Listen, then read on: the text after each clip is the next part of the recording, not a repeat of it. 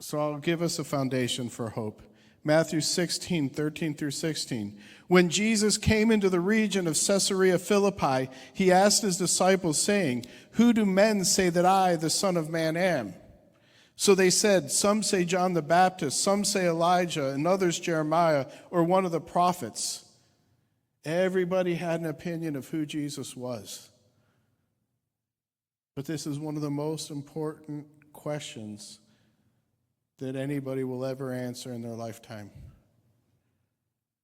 And he said to them, "But who do you say that I am?" And Simon Peter answered and said, "You are the Christ, the Son of the living God." And that Son of the living God, today as Christians we often think, oh, that's Trinitarian. But in the Judaic thinking, the Messiah was the Son of the living God. The one who sat down on the throne of David is the Son of the living God. And the very word Christ is Messiah, the Messiah. You are the promised King, the promised one, the one that Scripture has promised us for hundreds of years. Messiah has finally come.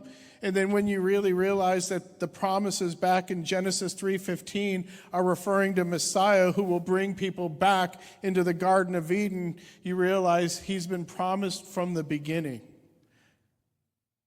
He has come. The King has come. The promises of God are fulfilled. He has come, and he has begun his rule and reign. That was Peter's confession. He was the hope of the nations. And all you have to do is go back in Scripture and read the amazing promises of what will happen in the world when Messiah comes. The deserts will turn into the garden.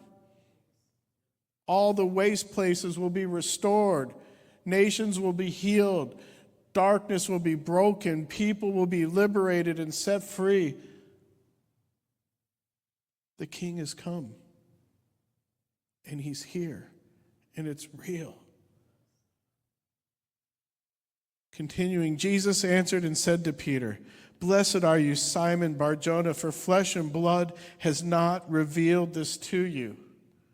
You couldn't have just looked at me as a mere man.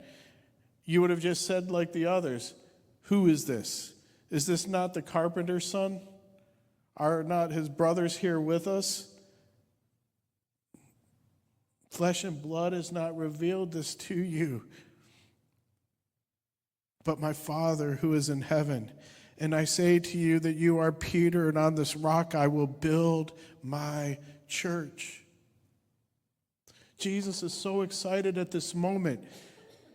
Upon the revelation that Jesus is the Messiah, I will build my church. It's built not on Peter, but on this revelation of Jesus.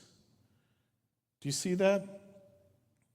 The church got it wrong because we like power and control and said it's Peter.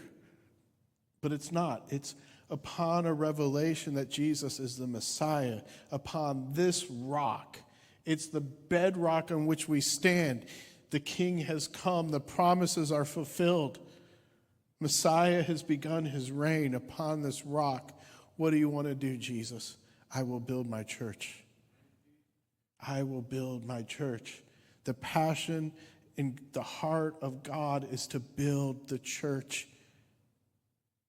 If we have appreciation and thanksgiving for Jesus and what he's done, if we believe who he is, if we've seen that he is King and he's Messiah, then what is on his heart? I want to build my church.